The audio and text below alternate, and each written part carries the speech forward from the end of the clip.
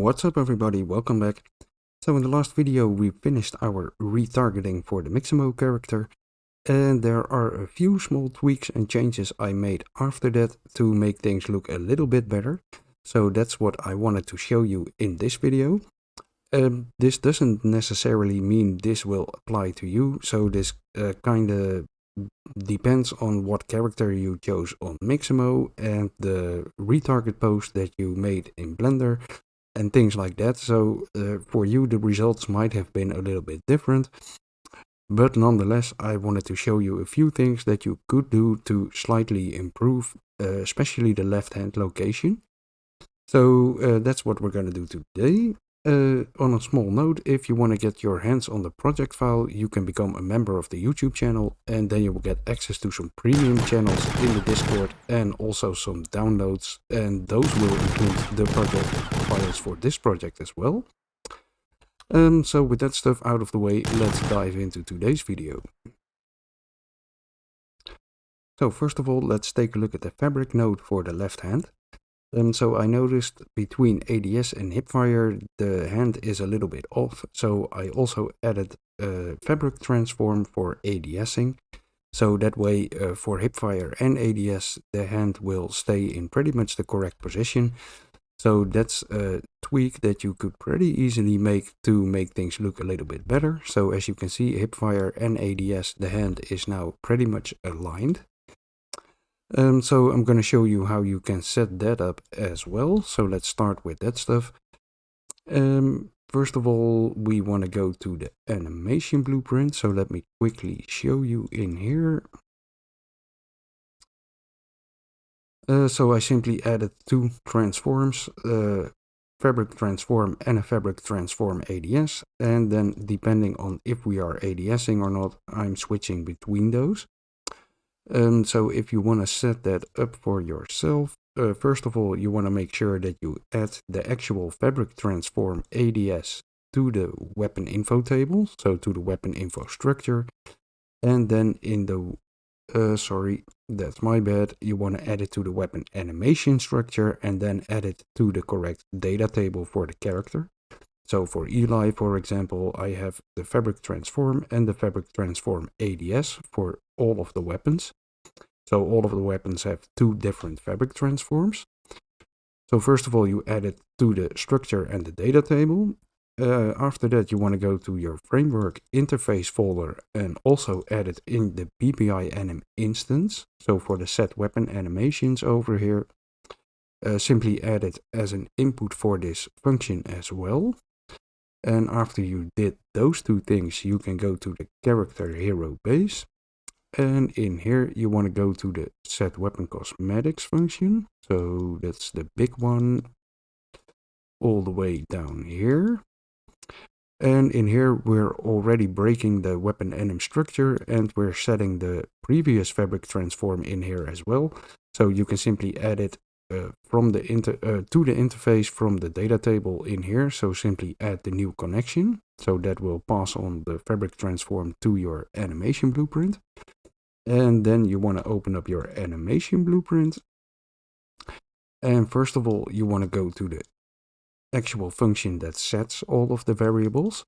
So we already had the FABRIK transform added in the previous video, and these are two new ones that I added. So if you want to add the ADS one, you need two new transforms to add as well, the current FABRIK and the FABRIK transform ADS. So first of all, you set the current FABRIK to the normal FABRIK transform, and then you also add a setter for the ADS one and simply plug that in over here from the interface. So after you did this, you want to go to the animation graph and you want to make sure that for the FABRIK node itself, you hook up the current FABRIK. So don't use FABRIK transform in here, but use current FABRIK. And after you did that, you can go back to the event graph. And then in the event blueprint update animation, we already have a branch in here checking if we are ADSing. So you want to go to that branch and then you want to set it up with interp nodes. So that way the hand won't just snap into position, but it will move smoothly to the other FABRIK transform. So basically, if we are ADSing, you're going to set the current fabric and then use an interp to interpolate from the current fabric to the ADS fabric. And if we are not ADSing, you're storing the current fabric and then you are interpolating to the normal fabric. So you can mess around with the speed, 15, 20, 10, something like that should do fine. So this is the new part, and then this was already in the animation blueprint after the isADS branch.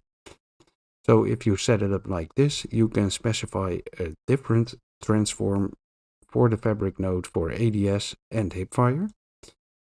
So if you want to set those up, you want to make sure that over here you enter your ADS animation, and then you can go over here and set the play rate to 0, and then you can also set the play rate for the sequence player to 0, so that way the animation will be frozen and it's easier to adjust the hand in here. And also make sure that for the aim offset over here, you also change it to the correct aim offset for that weapon. Otherwise the fabric transform in here will be off with the fabric transform in game. So make sure you enter the correct aim offset for the weapon, the correct idle animation, and then to make your life a little bit easier, you can make these two nodes stop playing the animation, and then you can align the hand and simply store that fabric transform in the data table. So same thing like we did previously, but this time we're switching between two different transforms. So that's a little change I made, and that's actually the biggest change that I made. So this makes things look a little bit better. Then I also changed a setting on the fabric node itself. So previously over here I used no change, preserve existing component rotation, and right now I switched it to maintain local rotation relative to parent. I feel this one looks a little bit better. It does kind of depend on the weapon though, so I would have preferred to be able to switch this at runtime, but you can't. So what you could do is add two fabric nodes and then do a blend by bool and then store that in the data table as well, but that went a bit too far for me. So I just decided to go with this setting, maintain local rotation relative to parent. Then again, you can choose whatever you like, whatever looks better for your character should work fine. So that's a change that I made. Then I also adjusted the aim offset for the pistol. So let me quickly show you by disabling what I did. So by default, it should look something like this. Let me quickly go in game. This should be good. So for the hipfire, the angle of the weapon is pretty good, but then if you ADS, the weapon aims straight forward, and if you fire, the bullet is actually angled out of the barrel. So this doesn't look too great for me. And this actually only happened with the pistol. So by default, for the rifle and the shotgun, there weren't those big of offset between the ADS and the hipfire. So what I did to fix that, let me show you once again. So right now the pistol is aligned to the crosshair pretty much, and the bullet comes in a straight line out of the barrel, and right now we're angling the bullet to the right. So what I did over here, there's actually two ways you can fix it. The first thing you could do is go to the aim offset for the pistol, so that's ADS aim offset pistol, and then simply duplicate this one, and you can make it the hip aim offset. So that already exists because I already did that. So let me delete this one. Aim offset pistol. So you can duplicate the ADS one and then call that hipfire. So the hipfire was actually straight, so you don't need to change anything in here. Then you can open up the ADS aim offset and simply increase the grid divisions over here. So if you turn this into 90, then you will see you can move the animations a lot closer to each other. And then if you simply move the idle animation over here, one dot to the left, this will fix the offset. So right now if I would go back in game, and I don't actually have the hipfire one assigned, but that doesn't really matter. So right now, if I ADS, you will see it's actually much better aligned with the weapon. So you can simply fix it like that. A little downside to that is you can see the hand moving, popping into position if you go from hipfire to ADS. So I didn't go for that solution in the end. So I actually reverted this back to the original state, but this might work for you. There we go. And then I simply fixed it in the event graph. So we have a setter for the yaw, and previously this was hooked up to it. So a clamp angle decrease that comes from the turn animation yaw. And then we're simply interpolating the current yaw to the result of the clamp angle and store that in the yaw. So I moved this to after the ADS branch. So I simply moved it a little bit further down the line. And then for the ADS is true over here, I checked if we are actually using the pistol aim offset. So you can simply drag off the current aim offset and then do equal to. And right here in the list, you simply select the pistol ADS aim offset. So if this branch returns true, that means we are ADSing with the pistol. So you want to plug this over here into a new yaw setter. And then you can copy this stuff, but simply add 4 or 5 degrees to the node that comes from the turn animation yaw. So we're simply adjusting the yaw that we're feeding into the aim offset, and I'm adding 4 degrees to the aim offset in here if we are ADSing with the pistol. And then if this is false, I simply have the old situation hooked up.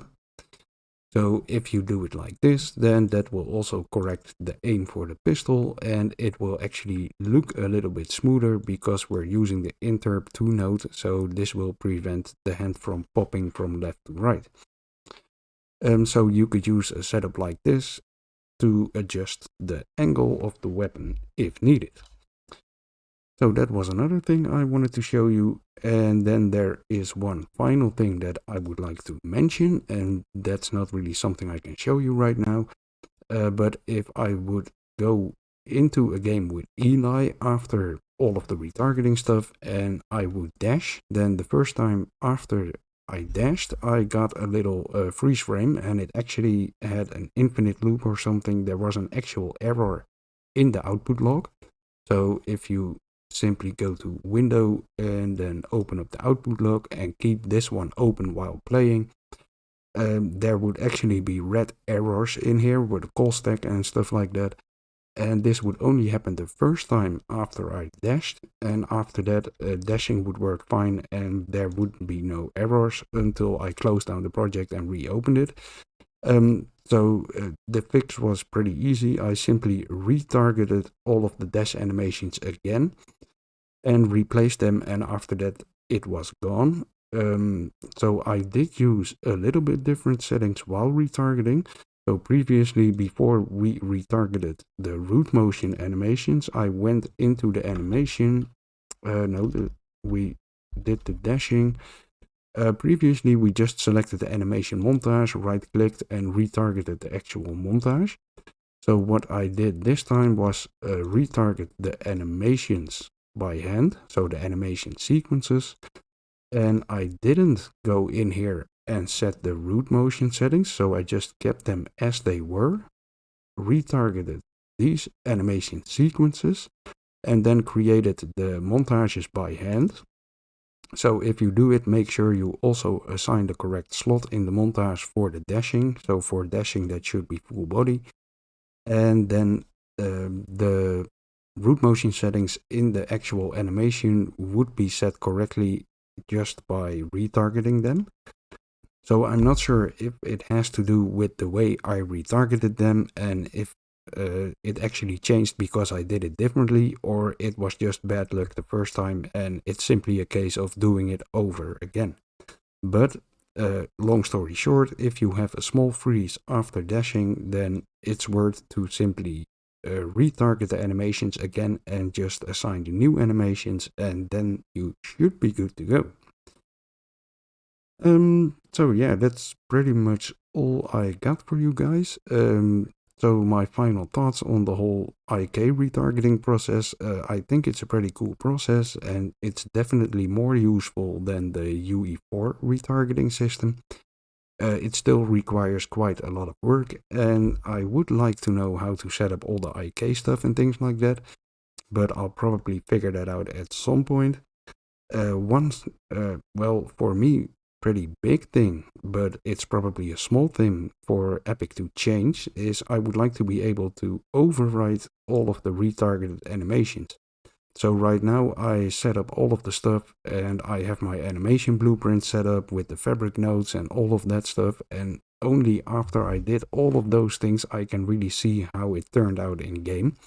And if I would like to change anything right now, it's a big pain, so I can't simply retarget the new animations and override them, because it will assign a new name if the animation already exists. So that would mean I would have to retarget all of the 146 animations again, set up the animation blueprint, replace all the references. So that's a big pain in the ass, and what I would like to do is simply go to the animations and then retarget them, have them overwrite the old folder, simply hit play and see how the new result looks.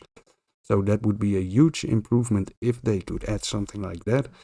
And that way you can make small changes to your retargeter after setting up your entire animation blueprint and all of that stuff, and simply see what settings look best. So that would be a huge time saver, and I hope they will add that in the future. So yeah, that's pretty much all I got for you guys today. It's a bit different video, and it's also a little bit short. I'm quite short on time, so I'm sorry for that. I will be coming with another video this week, hopefully Thursday or possibly Friday. So thanks for watching, everybody. I hope you enjoyed it. If you did, please consider leaving a like, and I'll be back soon for more. Talk to you later, guys. Bye bye.